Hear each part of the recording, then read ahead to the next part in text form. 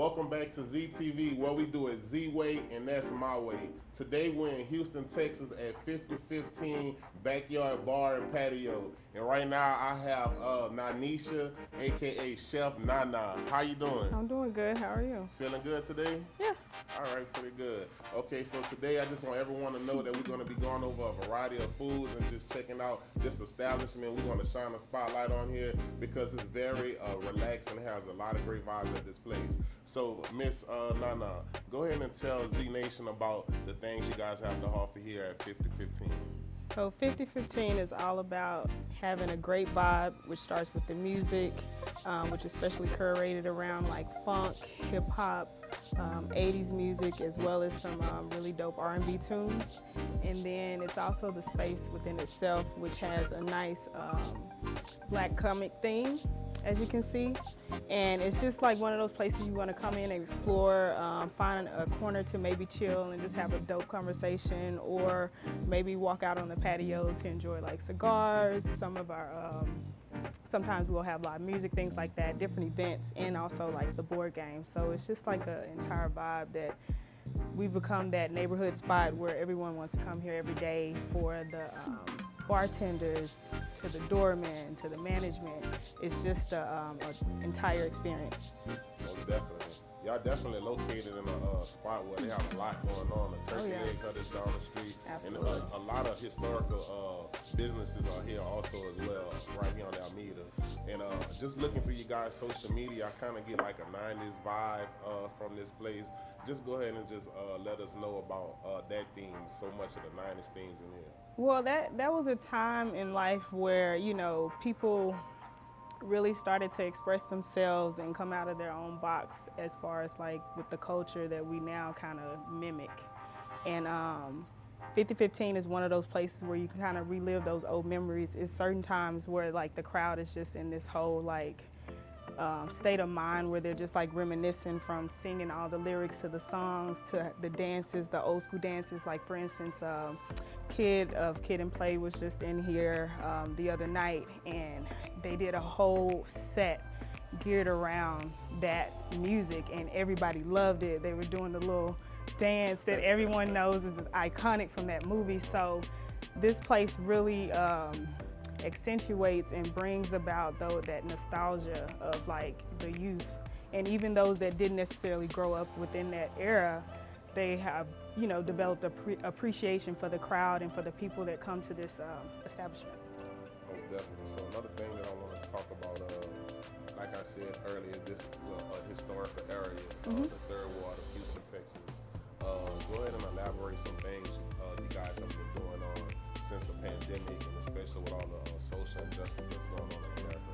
Well, we've certainly tried to do our part in this community to make sure that they know we're here and we're a safe haven for you know, any social injustice.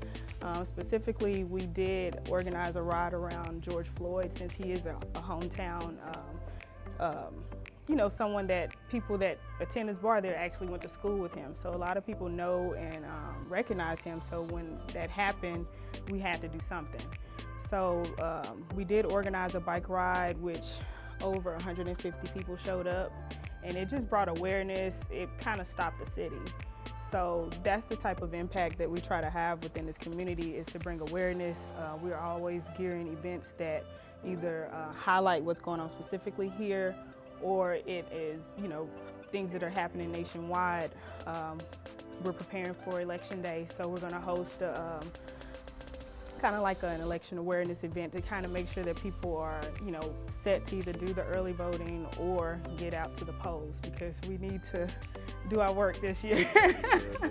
Y'all go out and vote. We definitely need to get Absolutely. that, express ourselves, you know. And another thing I wanted to touch on as well, you're a native of Arkansas.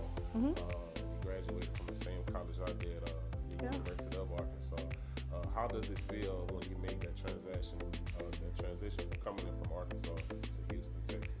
It was different. A little bit more of a faster pace, and also, you know, Arkansas has a very small demographic, and it's very few people that are like integrated or international. So coming here and just experiencing all the culture, the different foods, as well as just the nightlife, it's a night and day, very much so.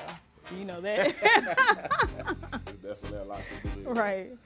So how did you become a chef? What inspired you to do that? So actually back in Arkansas, we used to host like Sunday dinners, me and a really good girlfriend.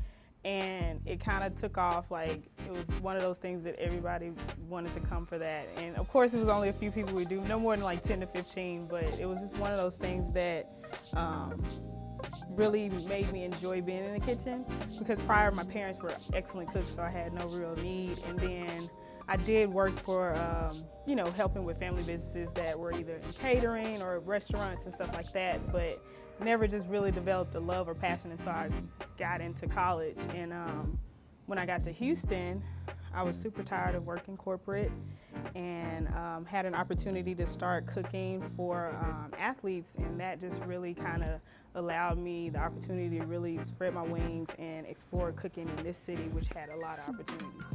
Definitely want to compliment you and just tell you congratulations. Thank you. I appreciate your hard work. Being a chef, a black hard working woman, doing good for yourself. It is hard work. So, you know, you coming from Arkansas, you land here in Houston, you have the opportunity right now to work with Mr. Steve Rogers. Such a guy that's been a pillar in the community, and he's just such a prominent man in the Absolutely. area. How was it when you first started working here? I mean, I was nervous because I didn't know him personally, and I never worked for him before, so I didn't know what to expect. And the only thing that I had to go on was that, you know, he was a pillar in this community, he had a great reputation, and of course I had patronized his other businesses and events and things like that.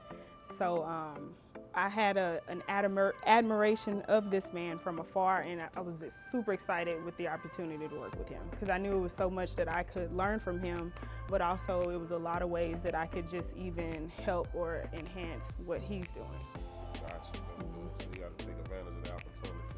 It was a blessing. I know being around such prominent people. Yeah. So Chef Nana, you got to go ahead and just explain to everyone that's watching everything that you have in front of me right now. We want to know what's going on right here. So the food here at 5015 was meant to be things that were shareable, or things that you were just like, no, I don't want you to have this. It's all mine. We start here with the voodoo egg rolls. It's a seafood-based boudin, and I added in a little bit of spice with habanero, some red bell pepper for color, and it's just and some Monterey Jack cheese, just to kind of give you something that's good to nibble on while you're having drinks, and also coat your belly. But it's super delicious. I paired it also with the chipotle crema, and by all means dig in. Okay, you don't have to tell me twice.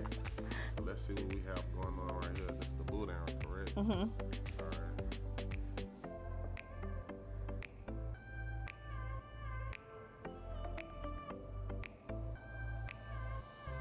That's real good. You did a real good job on the boudin. Thank you. Get that dope. That's outstanding. And give you the nice little balance. Mm-hmm. Good balance. Okay. Consistency is real good. You did a good job on that. Thank you. I second that motion. You second that motion? Okay, we'll take that. Alrighty. Okay, What so- else we have going on right here? So over here is our flagship burger, the 5015 burger. It's a double meat burger, so you have to have an appetite for this. And how we just kind of put our own little spin is we make an in-house tomato jam.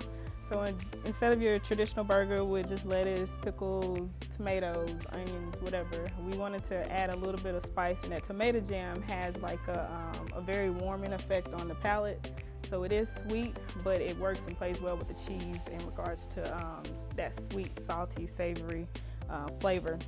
And then we got the Steven Rogers favorite crinkle cut fries, and we just use a house seasoning blend on that. And then this is our vegan burger with Jack Honey barbecue. It has fruit-based slaw and fried onions, as well as jalapenos with a nice brioche bun. Okay, so you have a vegan burger, no meat. No meat. Okay, that's good. And then here's our steak night special, which comes with 10 to 12 ounce ribeye, our broccolini, our chipotle mashed potatoes, and last but not least, a lobster tail. Okay, so can I get this on a daily basis, or this is something you do every other day? We do this on Tuesdays. That's our special. You can get this entire meal, which say you went to a steakhouse, you'll probably spend like 50, 60 bucks plus. This is only for $30. And then we also, for those that, don't eat steak or meat, we have other options on our menu for pescatarians, vegetarians, and vegans. So we try to cover all palates and bases. That way, whoever enters this building, they can enjoy the food as well as the space and not feel like they got to go somewhere else to eat or get that entire experience. Okay, good. So can I get a drink while I'm eating this? Yes, you can get a drink. That happens to be another specialty of mine. I am a mixologist, and we've curated a menu that's easy for people to go through, also easier on the bartenders so they can kind of get in and out, because we are a higher volume business. A lot of people come here, everybody wants to be here to experience the 50-15 vibe. But today I'm going to make for you the Black Panther, and we're also going to make for you what I call a French daiquiri. Okay. Yeah. I'm ready. Okay. Sounds good. Okay, so people are wondering about the explosion that happened. Can you go ahead and talk about that? Just let them know if they're worried about coming in. Just let them know what's going on. Well, when it happened, it was alarming for me. I was here all of one day, and 2 days later, it exploded. So what I can say is we bounced back, and we came harder than we did before. And I can say that the community has been a huge support, from the donations to the calls, the inquiries, and just being of assistance in certain areas, from helping lend a hand when we needed to do cleanups, as well as also just donating things to us, especially like when we're doing our bike rides and things like that. We have food donated. We have people that own businesses will bring in like pallets of water, different types of things. We get support from our vendors.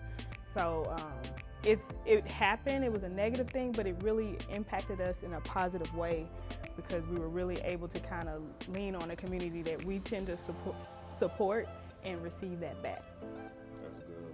And I noticed you guys have some nice memorabilia built over there. Absolutely. It says Alexa, rebuild 50-15. So that was really dope. Steve came up with that. That was awesome. Yeah, that's pretty cool. So there you go, everyone. It's safe to come to 50-15. We're not worried about the explosion. They did a good job by bouncing back. Y'all can come in and enjoy yourself. Thanks. Chef Nana, I'm ready to drink. Okay. What is this we have right here? This here is our French daiquiri. It comes with the Martell VSSD, a little bit of Velvet Falernum, for a little bit of a Caribbean influence, and then it has lime juice and our house-made turbinado. Okay, let's go ahead and dive into it. All right. Cheers.